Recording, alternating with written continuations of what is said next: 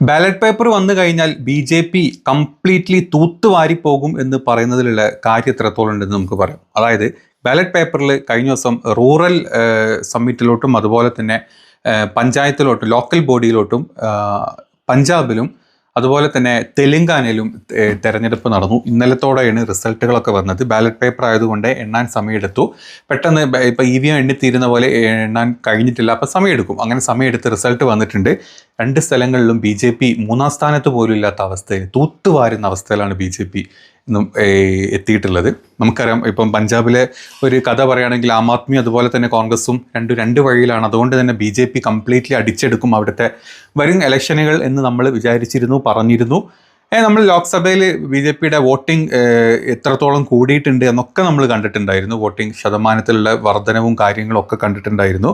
അതിനൊക്കെ തള്ളി ballot പേപ്പറിലോട്ട് election വന്ന സമയത്ത് BJP നിക്കക്കള്ളില്ലാണ്ട് വരെ നിലം തൊടാൻ പോലും BJP പറ്റിയിട്ടില്ല. ഒരു ഫൈനൽ റിസൾട്ട് പഞ്ചാബിലെ റൂറൽ പഞ്ചായത്ത് ബോർഡിനെ നോക്കുകയാണെങ്കിൽ ടോട്ടൽ 2838 സീറ്റുകളിലോട്ടാണ്. അതിൽ ആം ആദ്മി 1531 സീറ്റും, ഇന്റർനാഷണൽ കോൺഗ്രസ് 612 സീറ്റും, SID പാർട്ടി 445 സീറ്റും, അതേഴ്സ് 172 സീറ്റും BJPക്ക് വെറും 78 സീറ്റാണ് കിട്ടുക. 5-ാം സ്ഥാനത്താണ് BJP. ഇപ്പം ഇതിൻ്റെ ഒരു ടോട്ടൽ ചില സ്ഥലങ്ങൾ ഇപ്പോൾ പഞ്ചാബിലെ BJP gets 1 vote in Bhagwant Mann's village. ആ വില്ലേജിൽ ആകെ സ്ഥാനാർത്ഥിയുടെ വോട്ട് മാത്രമേ BJPക്ക് കിട്ടിയുള്ളൂ. പഞ്ചാബിലെ ഒരു സ്ഥലത്തിൻ്റെ വോട്ടിംഗ് ഇതാണ്, കൗണ്ടാണ് ഞാൻ പറഞ്ഞത്. ഇനി അത് മാത്രമല്ല, മറ്റ് ചില സ്ഥലങ്ങളിൽ ഇപ്പോൾ അവിടുത്തെ തന്നെ സിലാ പരിഷത്തിൻ്റെ ടോട്ടൽ നമ്മൾ നോക്കുകയാണ്. ആം ആദ്മി നേടിയിട്ടുള്ളത് 1771 വോട്ടും, കോൺഗ്രസ് 543 വോട്ടും, SID 358 vote, BJP 60 vote, others 77 vote. ഇനി പഞ്ചായത്ത് സമിതിയിലോട്ട് നോക്കുകയാണെങ്കിൽ 179 seat Aam Aadmi, Congress 53 seat, SID 45 seat, BJP 4 seat, others 10 seat. ഏതൊരു സമിതി എടുത്ത് നോക്കിക്കഴിഞ്ഞാലും BJP അവിടെ 5-ാം സ്ഥാനത്താണ് പഞ്ചാബിൽ ഇപ്പം വന്നിട്ടുള്ളത്. നിങ്ങൾ ആലോചിച്ച് നോക്കണം.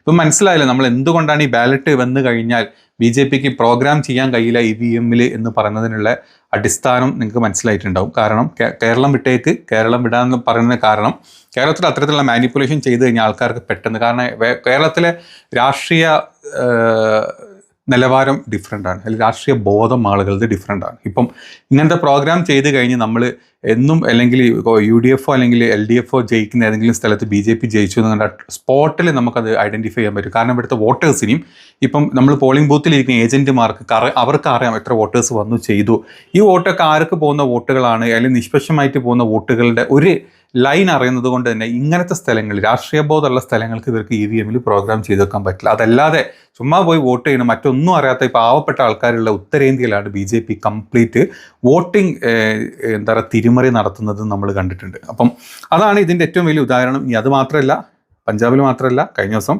ആന്ധ്രയിലും ഈ പറഞ്ഞ ഇലക്ഷൻ നടന്നിട്ടുണ്ട്. ആന്ധ്രയിലെ ഇലക്ഷൻ്റെ റിസൾട്ട് ഞാൻ പറഞ്ഞുതരാം. ഈ 3 ഫേസുകളായിട്ടാണ് കേട്ടോ ആന്ധ്രയിൽ ഇലക്ഷൻ നടന്നിട്ടുള്ളത്. അതിലെ ഫസ്റ്റ് ഫേസ്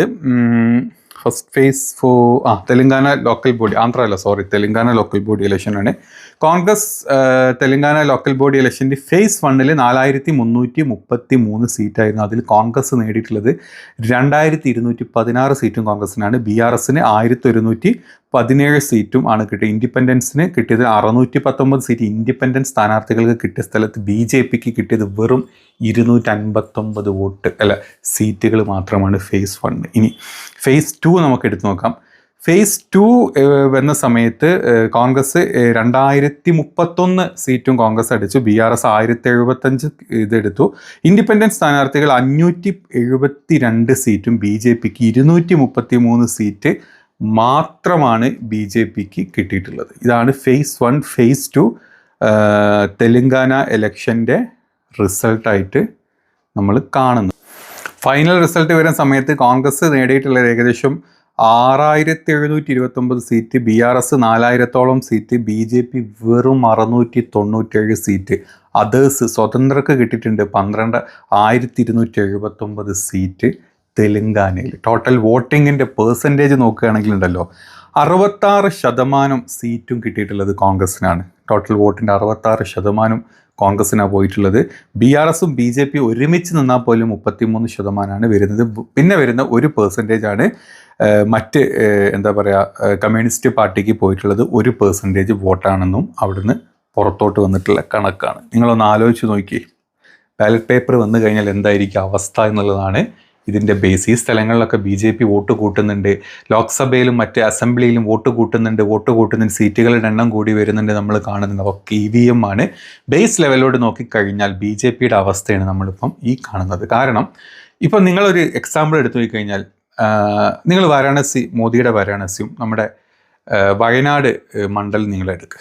അതായത് വയനാട് എന്നും കോൺഗ്രസിന് UDFിൻ്റെ കോൺഗ്രസിൻ്റെ കൂടെ നിൽക്കുന്നതാണ്. നമുക്കെല്ലാവർക്കും അറിയാം. രാഹുൽ ഗാന്ധി വന്ന സമയത്ത് ഏകദേശം 4 ലക്ഷം വോട്ടിൻ്റെ അടുത്ത്, രണ്ടാമത്തെ വന്ന സമയത്തും 3-4 ലക്ഷം വോട്ടിൻ്റെ ഭൂരിപക്ഷം രാഹുൽ ഗാന്ധിക്കുള്ള സ്ഥലത്ത്, ഇതേ സ്ഥാനത്ത് മോദി നിന്ന വാരാണസിയിൽ ആദ്യത്തെ പ്രാവശ്യം ഏകദേശം 5 ലക്ഷം വോട്ടിൻ്റെ ഇതുണ്ടായിരുന്നു. രണ്ടാമത്തെ പ്രാവശ്യം 4-4.5 ലക്ഷം വോട്ടിൻ്റെ കൂടുതൽ അല്ലെങ്കിൽ ഭൂരിപക്ഷത്തിലാണ് മോദി ജയിച്ചത്. ലാസ്റ്റ് സമയത്ത് എന്തോ ഒരു എന്താ പറയുക പ്രോഗ്രാമിങ്ങിൽ വന്ന ചേഞ്ച് എന്ന് നിങ്ങൾ ചിന്തിച്ചാൽ മനസ്സിലാവുന്നത്, മോദി ഓരോ വർഷം കൂടും മോദിക്ക് പവർ കൂടാന്ന് എല്ലാവരും പറയുന്നില്ലേ.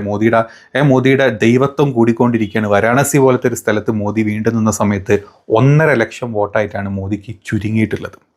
അപ്പോൾ നിങ്ങൾ ആലോചിച്ചാൽ മതി, 4-5 ലക്ഷം വോട്ട് കിട്ടിയ ഒരാൾക്ക് 1.5 ലക്ഷത്തിലോട്ട് ചുരുങ്ങുമ്പോൾ 3-3.5 ലക്ഷം വോട്ട് അവിടെ കുറഞ്ഞിട്ടുണ്ട്.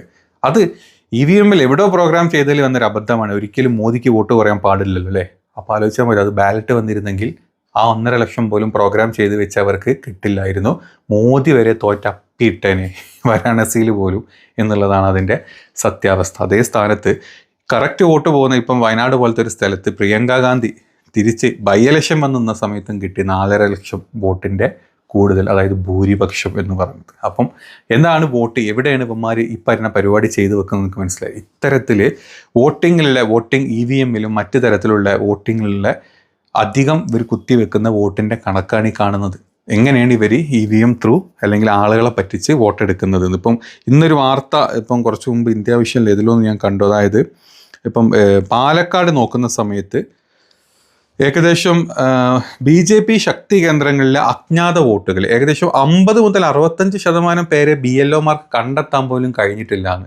അപ്പോൾ ഈ പാലക്കാട് BJP ശക്തി കേന്ദ്രങ്ങളിൽ ഇവന്മാർ ഏതൊക്കെ രീതിയിലാണ് കള്ളക്കണക്ക് കയറ്റുന്നത്. ഇവിടെ EVMൽ ഒരു ലിമിറ്റിൻ്റെ മേലോട്ട് കയറ്റാൻ പറ്റാത്തതുകൊണ്ട്, പറ്റിക്കാൻ പറ്റാത്തത് കൊണ്ടും, ഇപ്പം നമ്മൾ ഈ രാഹുൽ ഗാന്ധി പറഞ്ഞ പോലെ വോട്ട് ചോരി എന്ന പരിപാടി വേണ്ട രീതിയിൽ ഈ നമ്മുടെ കേരളത്തിൽ ചെയ്യാൻ പറ്റാത്തത് കൊണ്ടും ഇവന്മാർ ഇല്ലാത്ത വോട്ടിൽ ആളുകൾ അവിടുന്നും ഇവിടുന്നും കൊണ്ട് ചേർത്തിട്ട്, ഇപ്പം സുരേഷ് ഗോപി ഈ പറഞ്ഞ പോലെ ഇപ്പോൾ അസംബ്ലി ഇലക്ഷനിൽ ഇവിടെ വന്നിട്ട് എന്താ പറയുക കൊല്ലത്ത് വന്ന് വോട്ട് ചെയ്യും, ലോക്സഭ വരുമ്പം ഓടും തൃശ്ശൂരേക്ക് വോട്ട് ചെയ്യാൻ, അത് കഴിഞ്ഞ് പഞ്ചായത്ത് വരുമ്പോൾ തിരിച്ച് വീണ്ടും കൊല്ലത്തോട്ട് വരും.